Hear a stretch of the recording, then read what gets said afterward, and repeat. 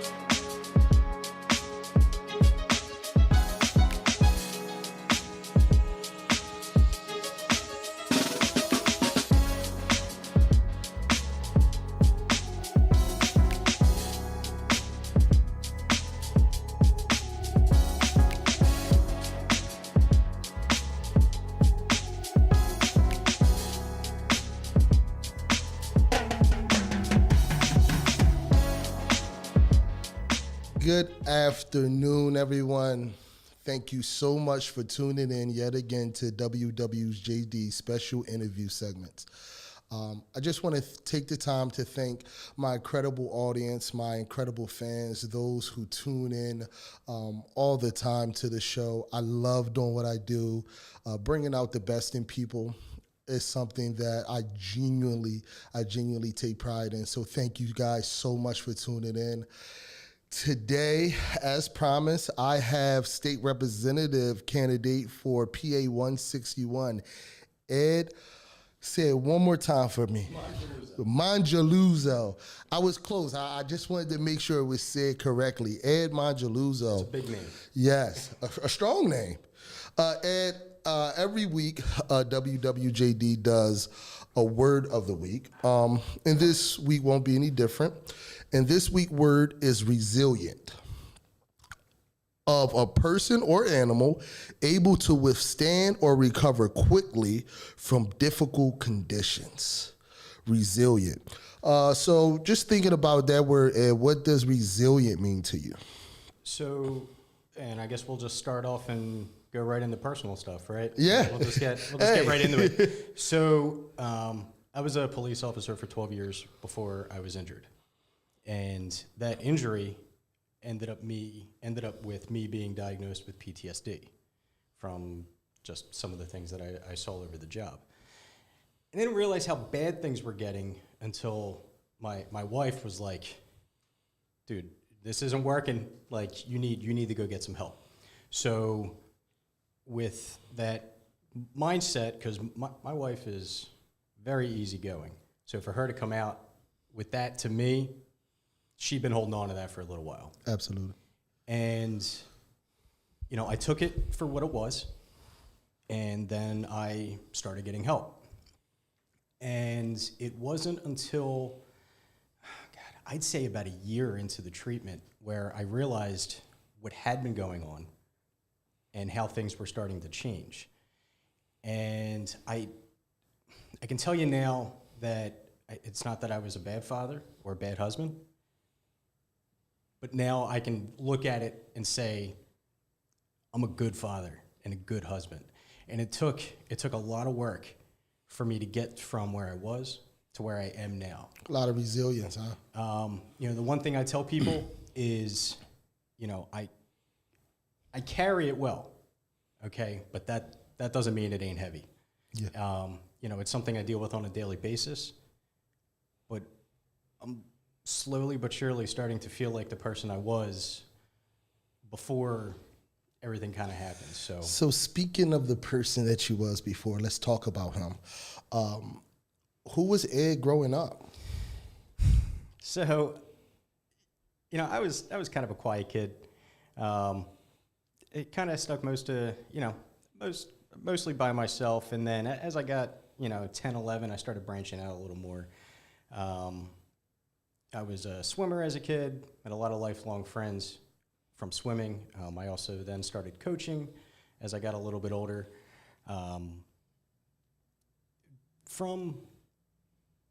I'd say from my 4 years in high school is really where I sort of started finding myself, and I think that's that could be said for a lot of people. As you start getting older, you start to realize there are different some things. good rough years right there. But I found essentially who I was and what I wanted to be. And I know we just passed the 21st anniversary of 9/11. For me, I was a junior in high school when that happened. And I remember watching the police, watching the firemen run towards this building, huge building that's on fire. And they kept running. They kept running towards it. Massive people running away from this building, and these guys are running towards it. And, watching that unfold played a really large part in me deciding to become a police officer a few years later. It hit me so hard that I actually, I actually took a picture of it and put it on my Facebook page. But our class ring ended up being ordered a couple weeks after that. And I ended up choosing a patriotic theme when I chose my ring, just so it was constantly fresh in my mind. When you're in high school, you think you're going to wear that ring forever. Yeah. But I just recently found it, and it I got flooded with the memories of that day, and how watching those men and women run into what everyone else was running away from. I don't know what kind of mindset a person needs to have to do that. Yeah. But it's not something you're taught. It's you just do it instinctively. I would say that it's definitely a unique mindset to have, right? Not everyone is capable to run into the fire or run into the danger. That's what makes our police officer, our first responders, those who are dedicated to doing the job the right way, so special. What was one of your favorite childhood memories? Let's see. I was a gamer nerd as a kid, and I remember waking up one morning. It was Christmas morning, and come downstairs, start opening the stuff with I'm the oldest of three, so I have a younger brother and a younger sister, and I just remember like completely wigging out when we opened up the Super Nintendo. Like that was like the coolest thing ever. It was so cool.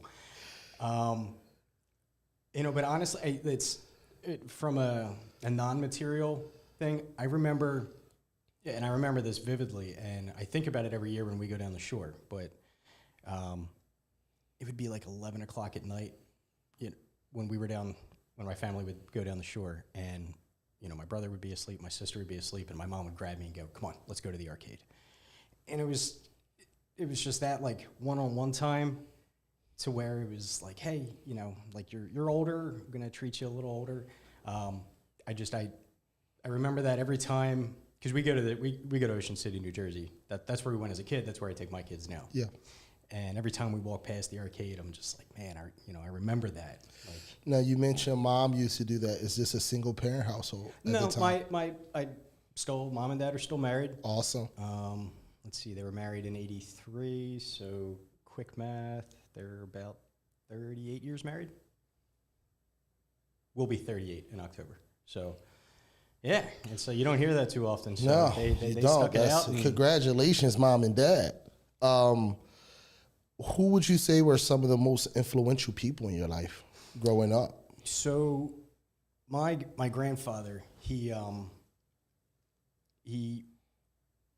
wasn't well educated in the academic sense. Man, he knew what was going on. Yeah. He just knew. No matter what was happening in your life, he was right there with here's what you need to do, and here's why. You know, it wasn't just the advice, you know, and telling you what you should do, but there was always that follow-up with, you know, here's why, here's what I learned, you know, and it was those talks that I had with him, and I was still fairly young when he passed away. I want to say I was like 19, 20, somewhere in that realm, and you know, that's as right at the cusp of you basically, you know, you're not a kid anymore, even though I mean, let's be real, most 18-year-olds don't make sound decisions in life, right? No. So, but it was that cross-section of trying to become an adult and trying to find your own way where, you know, he was very blunt, very straightforward, and, you know, when you're growing up and you're at that point where you're like, you know, I'm a man now, I need to start acting like a man. Having someone be that blunt with you and just tell you basically how the world is and where you need to find your place. You know, I always remember some of the things that he's said to me over the years because it was just, it was accurate then and it's still accurate now. So well, I think you already answered this question. What did you want to be growing up? And you talked a little bit about, you know, seeing 9/11 happen on TV. And growing up, I actually wanted to be a shark tagger. I wanted to shark tagger. I wanted to be on the boats, you know, learn some marine wow, that's biology, different. and you know, because all that stuff was starting to come out when I was a kid. Because I mean, Shark Week was like the coolest week of the year, right? Absolutely, still is. Yeah, oh, absolutely. Yeah, especially now with you know, the slow-mo cameras and the, you know, 8K resolution. Yeah, it's really cool. But I wanted to get out there. Like I tell my wife all the time, she says I'm crazy, but I would love to go free swimming with a great white, and that's incredibly dangerous. It's really not an intelligent move. But I want to be as close as possible to a great white and actually see it in action. Well, I think that if you win, we should probably not go swimming with the great whites just yet. No. Let's get some work done first. Let me do the job first. What was your first job growing up? I was I think the first job, I got my working papers and I worked at Sam's Saloon over in Glen Olden. God, they had like the best clams and linguinis. I missed that place. But I was like right at 15. Like as soon as I could work, I got a job. Awesome. All right, let's get down into the meat and potatoes of some things. Let's roll. What are 3 main changes you would like to see in the community you serve? And what is your plan to implement them? So, and this could be said for any community at this point. We are entering a very, I don't want to say dangerous, but that's the only word that I can think of right now. We're entering into a very tumultuous time in this country. And at the end of the day, you know, right now, inflation is what it is, right? I'm not going to spend time talking about it. We're all hurting. We all go to the grocery store and scratch our heads trying to figure out, you know, what you can buy versus what you used to be able to buy. Absolutely. And how you're still going to put food on the table for your family. We need to start coming together. And I know it sounds cliche, but we really need to get back to, and I'll go here because we were just talking about it. We need to try to get back to September 12th, 2001. In that morning, we were just Americans. There was no Democrat, there was no Republican, there was no independent, there was no, you know, black, white, red, green. We were all Americans, and we were all united in what happens and where we were trying to go moving forward. And, you know, it's unfortunate that it took a tragedy like 9/11 for us to find that, but it's still there. I really feel like it's not too late for us to start putting the pieces back together and to start finding common ground again instead of finding all the things that make us different. You know, what is some of that common ground? Like I said, number one, we're all struggling. You know what I mean? It doesn't matter who you are. Absolutely. You know, for the 85, 90% of us who, you know, are paycheck to paycheck, maybe a little less than paycheck to paycheck, maybe slightly higher than paycheck to paycheck. But we're all kind of living the same thing, right? We go to the gas pump and we all scratch our heads and, going back to, and I forget what year it came out, but the Cat Williams stand-up where he's like, you shouldn't have to make life decisions at a gas pump. Yeah. And that's what's happening. And it's not right, and for us to be able to move forward, we need to start recognizing the things that make us the same and stop worrying about the things that make us different, because it's focusing on the things that make us different. It's counterproductive in that instead of trying to find a way to unify, we are actively trying to find ways to keep us divided. And, things are getting to the point where your neighbor puts up a political sign, and all of a sudden you guys went from being, cordial to each other to now there's like this extreme animosity just because of a political sign. When you have, and we basically have a two-party system, right? Mm-hmm. When you have a two-party system and one side is essentially demonized for voting for that side, and it doesn't matter which side, when you get to that point, you no longer have a two-party system. You almost have chaos at that point. And I feel like I said, I feel like we can get back. And what that's going to take is to start electing people that aren't going to sit on the left or the right and scream back and forth about, it's your fault. No, it's your fault. The whole rabbit season, duck season thing. I would say that the key word there is electing people, right? Yes.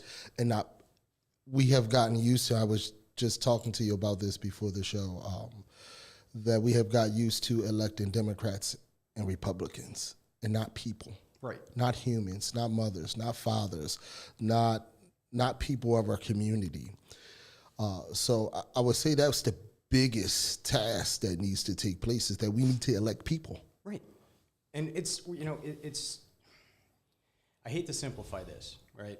And I've been saying this at the door because I haven't asked people what party they are. We've crossed over 7,000 doors this summer in terms of what I've knocked and who I've been able to get in contact with. We're approaching 8,000, and I haven't asked a single person what party they are, because it doesn't matter.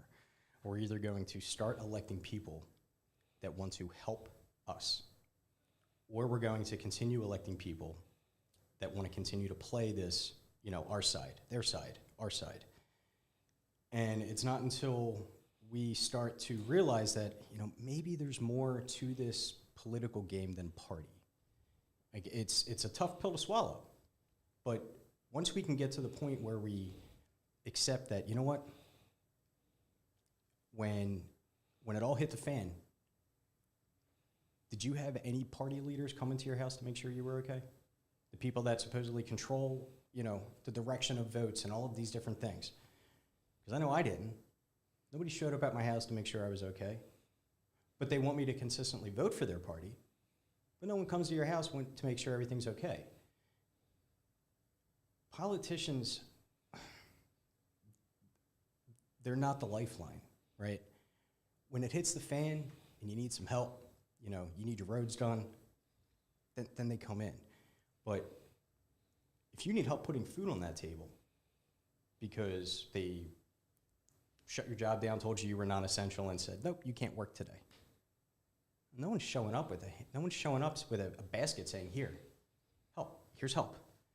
That's not what's happening right now.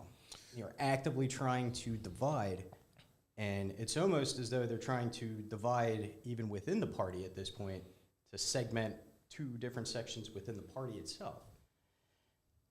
So should you be elected, what is your plan to implement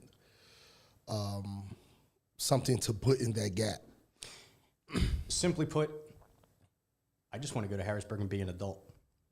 I think we need an adult right now, someone who's actually going to vote for things because it makes sense for us. not because it makes sense for a party or because it furthers your political agenda or furthers your political career, but because it actually helps us. You know, I look at things like I always said if I ever got involved in politics, I wouldn't get into the mudslinging or anything like that. I just look at facts. And I look at things like voting record. And when you're voting for some of the things that have been voted on over the past 7 years, and you actually read what's being voted on, and you, like, for example, like I go to different houses, you know, independent, Democrat, Republican, doesn't matter. And I started asking them about some of the things that were voted on and how they were voted on. And they look at me and go, I can't believe it. Like, that doesn't make sense. Why would you vote for something? Or why would you vote against that? And I just, like, that's not a question for me, unfortunately. Yeah. You know, that's a question for your current representative. But back to your point, we need to get back to doing things because they make sense. And that's what I plan on implementing. You know, I don't know the schedule as far as what the order of things and how they would come up for January. But if I'm elected, I couldn't be any more approachable. Like on my literature that I hand out, I put my cell phone number on it. My wife says I'm crazy. I've handed out 8,000 of these things and my cell phone number's on there. I get texts and calls every day from voters who want to know stuff. And I it's the same thing, and I mean it so much that it doesn't even sound repetitive at this point. I tell people all the time, I'm like, look, call me, text me.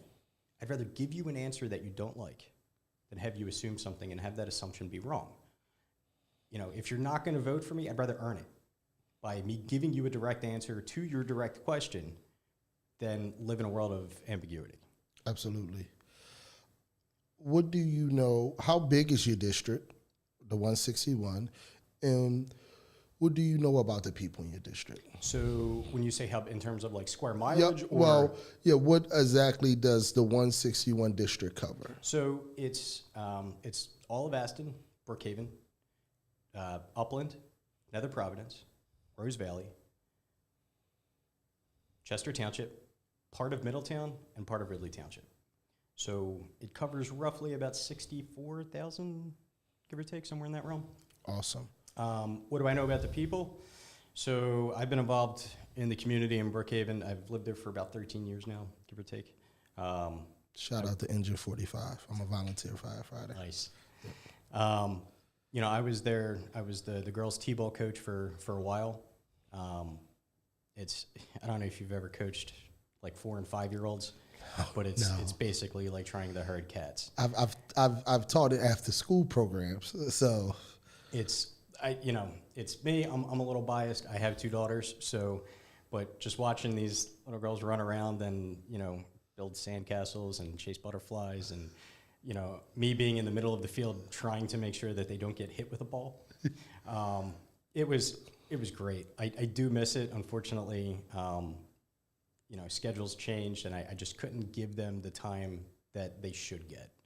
I could have piecemealed it together, but I was able to find someone who could step in and make sure that they all had the right amount of attention. So they were definitely left in good hands.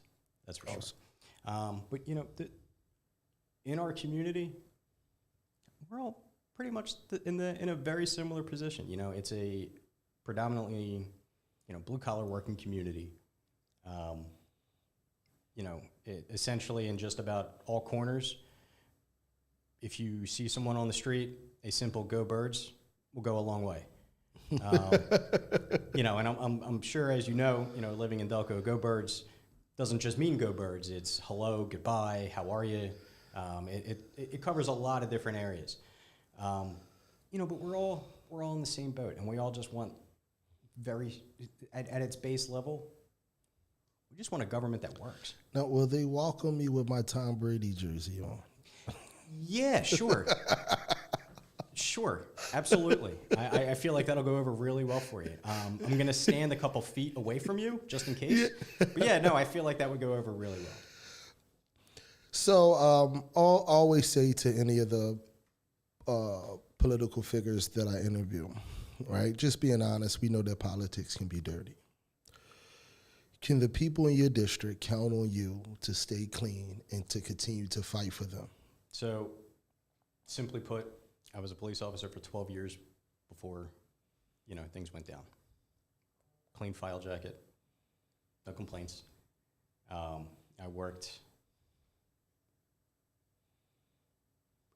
worked predominantly night shift for those 12 years. We had a couple bars in town. Needless to say that it's a little easier, it's a little more difficult than working day shift, but I managed to get through it without people complaining. And it came down to one simple thing, right? You just treat people decent until they give you a reason otherwise. That same mindset and mentality, I am planning on going to Harrisburg. I can stand on my own 2 feet. I'm not worried about pleasing the leaders for this, the leaders for that. I'm there to work for the 161st District in Pennsylvania. And that's basically it. I'm not looking for this as like a stepping stone or, for something for me to move forward. I'm a firm believer in term limits, so I would term limit myself at 8 years because it's important, right? There has to be a constant cycle. You have to cycle. And we're watching what happens, in Congress and the Senate when people are in too long, how much of a problem that becomes. Absolutely. So for me, I'm there for us, period. I'm not there for me. I'm there for us. So, I'm not there to make enemies by any means, but people are either going to get on board with, just because a Republican has an idea doesn't make it a good idea, and transversely, just because a Democrat has an idea, that doesn't make it a bad idea. So I'm just there for us, period, Gotcha. One thing that we're big at on WWJD is giving out flowers, whether verbally or physically. And it stems from a statistic that we once read that said most men don't receive their first bouquet of flowers until their funeral. So I would like to take this time to give you your flowers and thank you for your service as a police officer, and thank you for the service that you're doing down in the community. I appreciate that. Ed, what is some of your greatest strengths as well as your greatest weaknesses? So, for me, I have I'm really good at reading the room and really good at reading people. Part of that is from the job, right? You need to be able to see what's coming before it comes so that you can stay alive. But even deeper than that, it's being able to just be aware of your surroundings and what's going on around you, how people are feeling, how they're responding. And I feel like, that's a trait that most people would want in their elected official, right? Someone who's going to be able to see what's going on, not be oblivious or blind to it, be perceptive of, how people are feeling, why they're feeling that way, and be able to empathize and try to come up with a solution with people, okay? Because there's a big difference between coming up with a solution for someone or with someone. And I feel like that's a lot of what we're getting right now. People are trying to come up with solutions for us without asking us what the problem is, right? They're coming up with a solution saying, hey, we just fixed this. And it's like, well, that wasn't even a problem. Like, why are we wasting our time with that? To the flip side, my wife would say that I talk too much. Which I would agree with. Sometimes I will definitely talk too much. But for me, I think it goes a little deeper. One of the things that I couldn't separate was the ability to care. And what I mean by that is, you see some things happen and it's not you, it's not your family. But you still take it home. And, I've been working really hard at leaving work stuff at work and just when I'm home being present. And for me, I'd say one of the hardest things for me is separating the two and being present when when I need to be, significantly better than we used to be. Yeah. Because all the different things that I've learned to do over the past couple of years make it significantly easier for me to be present. But that is definitely something that I'm constantly working on. Is when I'm home, just trying to be present with the ladies and make sure that they're good. So let's talk about that. Who is Ed, the husband? So I'm kind of corny. I'm pretty old school. When I met my wife, and we tell the story all the time because my youngest daughter, she loves it. When I met my wife, I walked up to her, and I said, "Hi, my name's Ed. I'm kind of a big deal. Maybe you heard of me." And keep in mind that was the line. That was the line. And keep in mind, I was not a big deal, and no one had heard of me. I couldn't be any more of a nobody. And I walked up there and I was like, oh my God. Like it was like, seeing a panda in the wild, right? My wife is this gorgeous redhead and natural redhead. And they're like an endangered species, right? Because you don't see too many redheads out there that are like naturally red with the freckles. And I just immediately beelined right over to her. So we like to tell our kids that, and she very consistently will say, "Yep, when I first met your father, I couldn't stand him. I thought he was obnoxious." Very similar to Karen in the Goodfellas. Just thought I was completely obnoxious, and then after a while, wore down a little bit. And you became a big deal. Yeah, that's. It's funny, when I started this, I was like, I told you I was a big deal. When I started getting boxes with, thousands and thousands of pieces of literature with my face on it, I was like, see, I am a big deal. For me, it was very important to be the type of husband that my mother would approve of, if that makes sense. Absolutely. So it came down to making sure that I was being my best self. And what I found was that with her, it was very easy. So that part worked out really, really well. We're good. How long have you guys been married? We've been married for 5, but together for 13. So it was an insurance thing at that point with medical insurance, and just kind of had to wait until the chips lined up. So. Yeah. Who is Ed the father? How many children?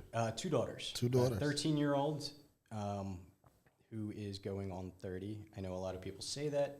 It is true. She is. I'm a father. She went of from daughters. a little girl to a young woman very quickly. Yeah. Now it's just drop me off, Dad. Just give me the money and drop me off. I could go into the mall by myself. Exactly. Have you ever heard the Darius Rucker song, "It Won't Be Like This for Long"? Yeah. I'm telling, it's like daggers every time I hear it, because I'm like, oh my God, I drop her off and she doesn't know I'm gone. It's wild. And my 10-year-old, she's autistic. She's like the coolest person. She has figured out how calendars work. Like, you could say, hey, when's Christmas in 2025? And she's just like, oh, that's Tuesday. Shout out to all our artistic parents out there. Autistic kids are so dope, bro. Yeah. And we're learning so much more about it. So I just wanted to take the time to shout out. It's also a job, learning and being able to handle that. So it's definitely my wife more than me. Yeah. I have gotten significantly better as the years gone on, but the tantrums in the beginning, I didn't fully understand what was happening. And, as they say, if you know one kid with autism, you know one kid with autism. Yeah. Because they're all different. They all do different things. Yep. But, she was actually kind of the catalyst for me running, because we were watching something on the news, and I think it was Chuck Schumer or Pelosi. They came up and they were yelling about something. I don't remember what, because it wasn't really that important at the time.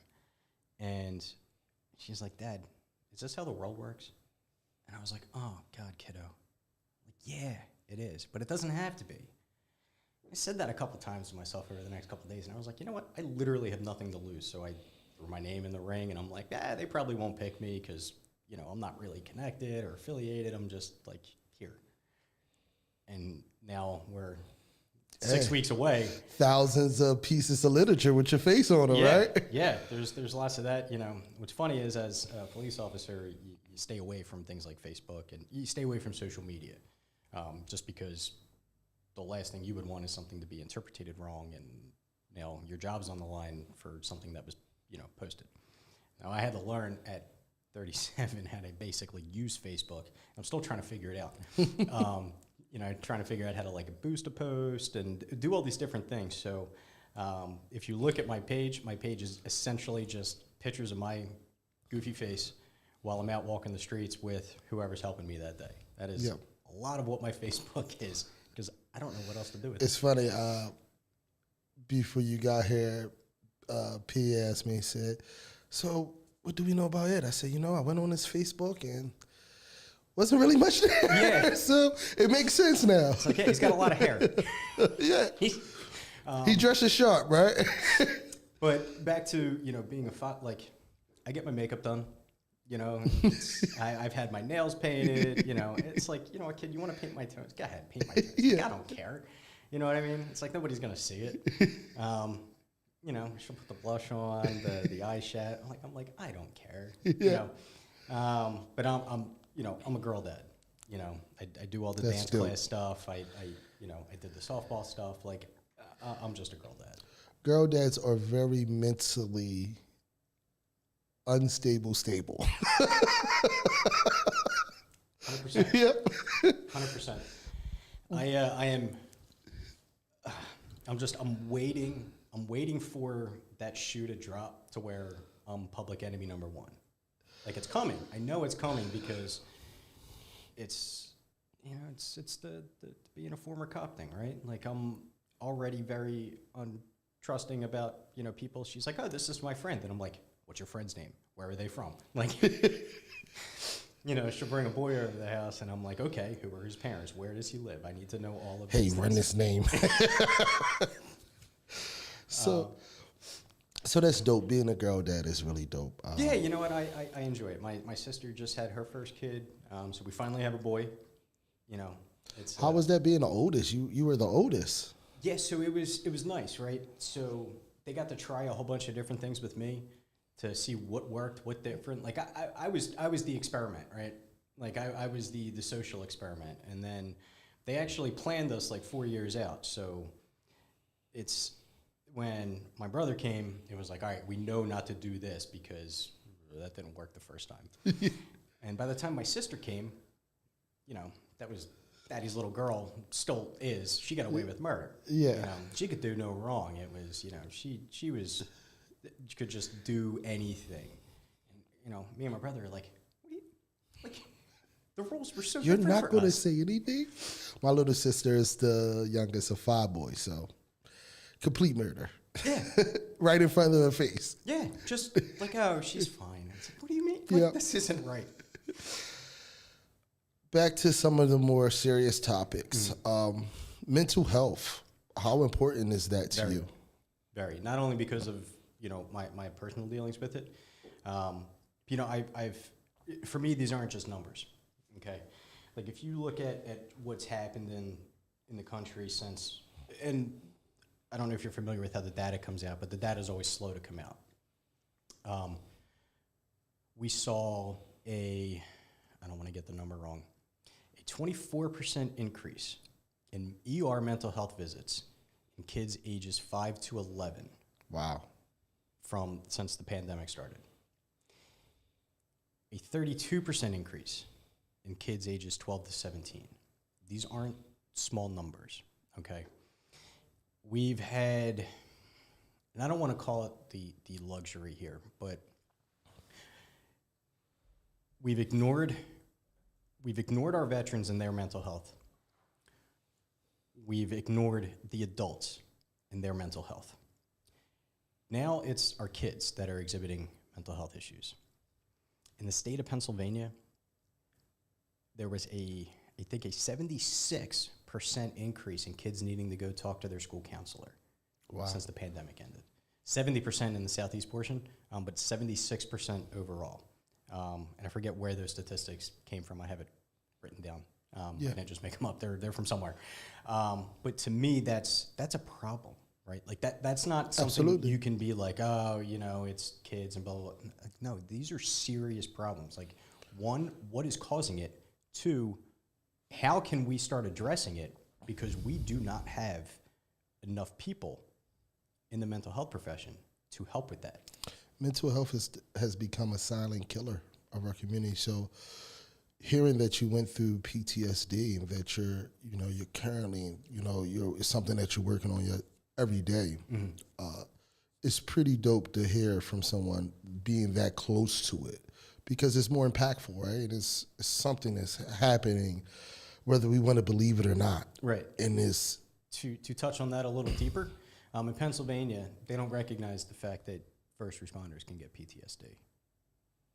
It's not something that's recognized under, essentially it's treated as, well, this is what you signed up for.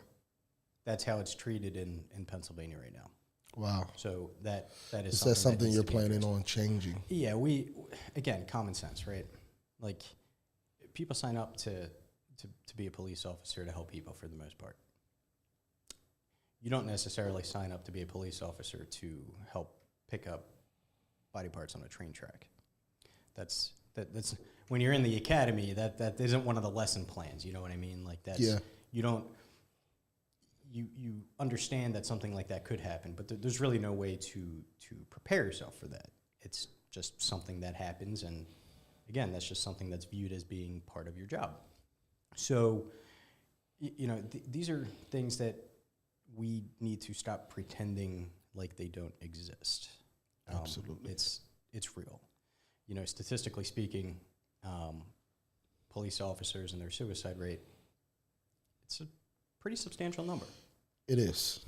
And if we keep continuing to pretend that, it's not real and that guys are just using it, they're making it up, because I can tell you that I had to deal with that while everything was going on.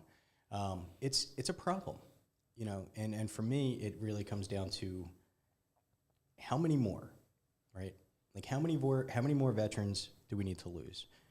How many more first responders do we need to lose? How many more people do we need to lose before we say enough and start working towards a solution, right? Because this is something that should have been taking place. We should have already been working towards making sure that we have enough professionals to handle this, to make sure that, like in Delaware County, there are so many organizations that will help you with mental health. Different niche environments, right? Mm-hmm. Most of them don't know that the other ones exist because there's no organization there. I've talked to a few different people about it, and that's, win or lose, that is definitely something I'm going to be helping with, because at the very least, we need to be able to have a list and be able to say, look, here, contact one of these groups. They might not be a licensed professional, but help is help. Absolutely. And we need to be able to direct people to help. I know right now, if you have an issue and you're not currently seeing someone, they're basically telling you to call back. Like, no, we're full. We can't take any more patients right now. Well, if you're on the ledge, what are you supposed to do? Moreover, locally, with what's going on over at Crozier, what are we going to do? Yeah. Right? They keep making their services more and more limited. What's going to happen to this community? Absolutely. And it shouldn't have gotten to this point where we're at critical zero for people to step up and say, well, wait a minute, now we have a problem. No, this problem was in writing prior to all this stuff going down. So were we just hoping that Christiana was going to come through and be the savior and fix the problem? I think so. I think that's what, because now that Christiana backed out of the deal, I don't know what's going to happen. And as a citizen, as a resident, as a taxpayer, I'm concerned. You know, where are people going to go if they're in crisis? Absolutely. You know what I mean? Education. How big is education? I think that we have gotten ourselves to a point where for some people, the ROI doesn't make sense. ROI being return on investment, right? Mm-hmm. So colleges keep getting more and more expensive. And depending on what you want to do, I don't think that a lot of these things should require a degree to get your foot in the door. You know, we also need to, like we talk about, especially in Pennsylvania, you know, we talk about bringing jobs back here. You know, they talk about opening up pipelines again. You know, they talk about a lot of different labor jobs in Pennsylvania. The average age of someone who's working in a labor field right now is 41, I believe. So, and I experienced this in high school, and obviously people have been experiencing this for quite some time now, where they talk about learning a trade as though it makes you like lesser, right? Yeah. And that somehow working with your hands puts you beneath someone. And I gotta tell you, I know a couple people who just recently graduated, going through their apprenticeship, making $85,000, $90,000 a year. Absolutely. No student loan debt. Absolutely. So we've kind of shifted away, right? Because if we start bringing all these labor jobs back, who's going to work them? There is no pipeline for work. There's no pool to pull from. So I think we need to, like, look, a doctor, lawyer, like, yeah, you need to go to school, right? Yeah. Like you need. We get that. You know, it's those types of people need to go to school. They need that education. Do you need an education to be a salesperson? Do you need a college degree to learn how to sell? No.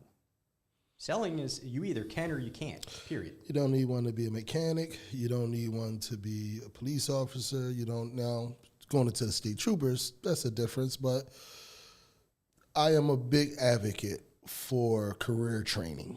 Yes, exactly. I am someone myself that I have 1 million certifications.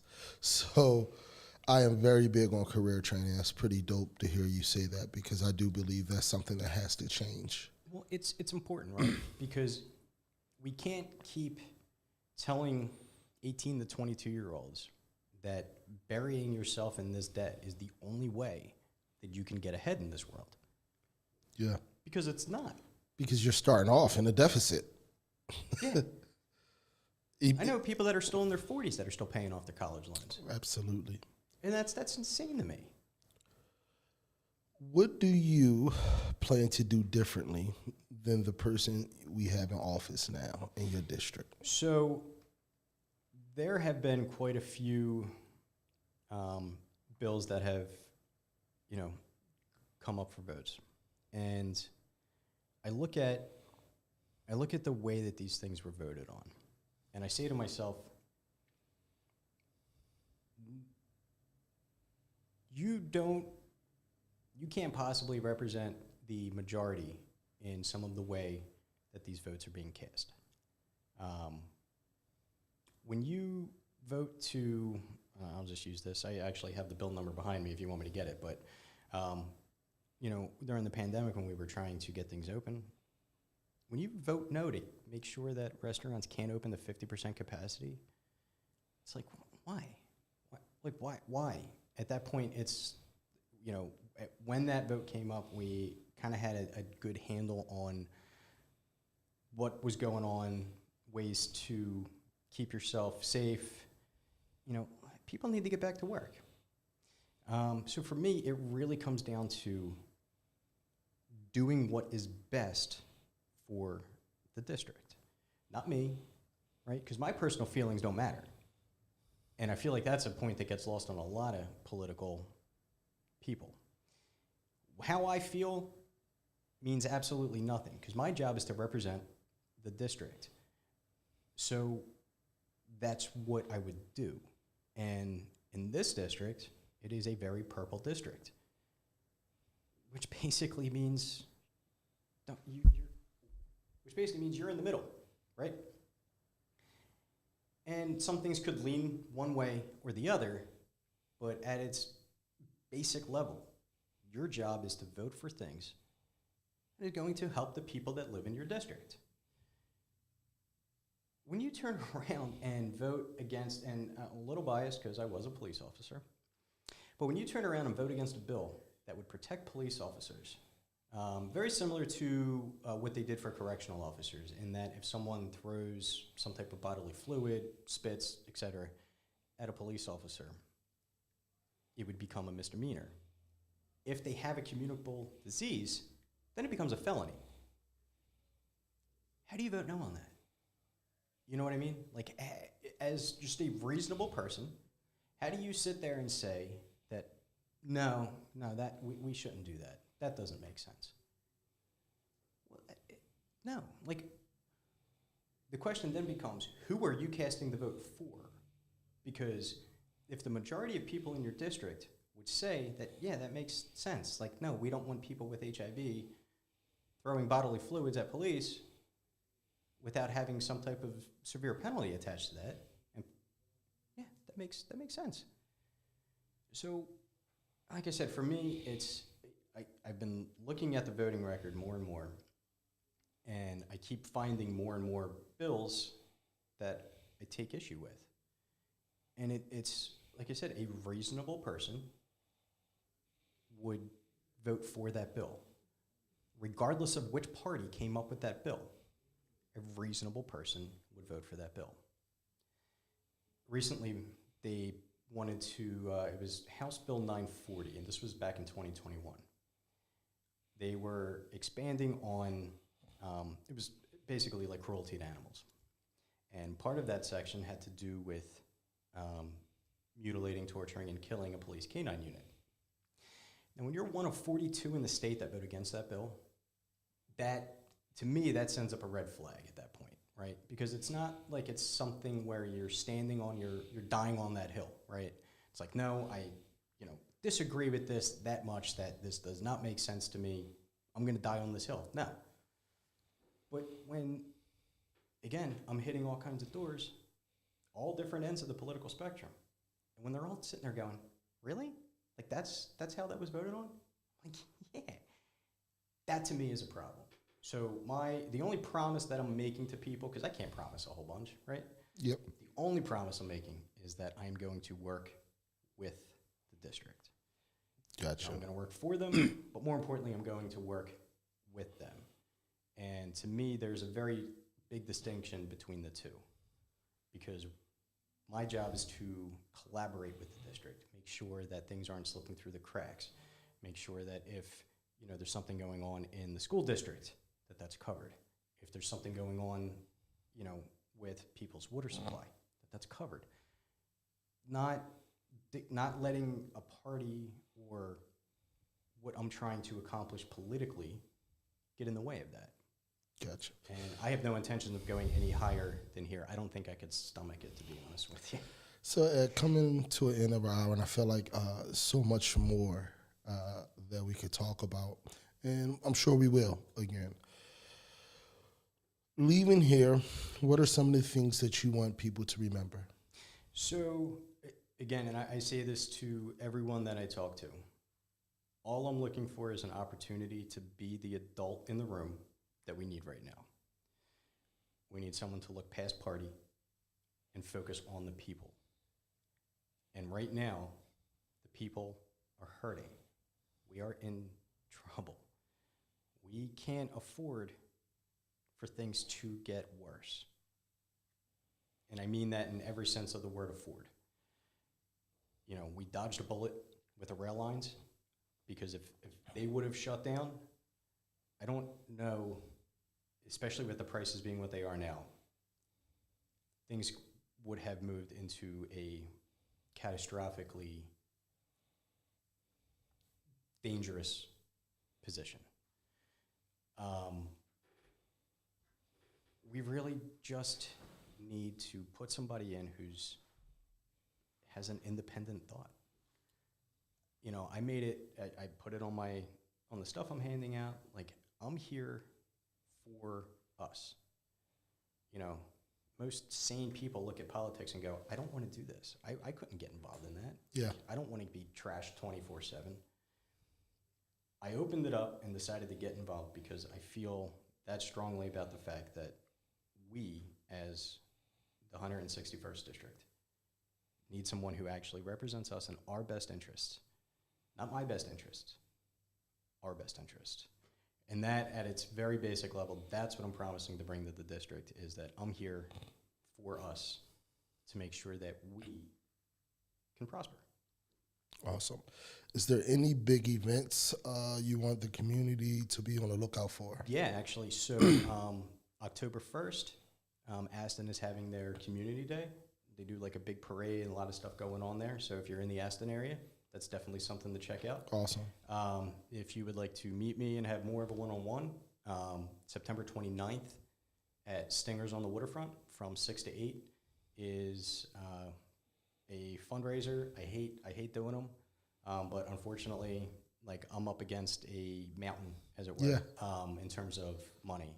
I haven't been asking people because we're in a recession. I can't look at someone in the face and go, hey, I know things are tight, but can you give me money so I can, you know, send out a piece of paper in the mail? I can't do that. But I'm hoping that this will be able to at least, I can pay the bills for the rest of the election cycle, which would be great. You know, maybe send out a text message to people. Yeah. But, you know, outside of that, I'm available. Awesome. Like I said, my phone number is on all of my literature. People can call, they can text. Generally, it takes about 12 to 16 hours for me to get back to people because I'm out doing doors all day. Mm-hmm. And then I come home and do the husband and father thing. And then after the kids go to bed, I'll, you know, return text messages, return phone calls. So I get back to everyone who sends me a message because it's important. And I definitely feel like we need a part 2, right? It was a pleasure talking to you. Thank you for being gracious enough to come on WWJD. Thank you for allowing me to interview you. Thank you for having me. This is I great. hope that I took care of you. Oh, 100%. And I look forward to seeing you around, man. Thank you so much. I'm not going anywhere, so Yep. I'll be around. Thank you, brother. All right.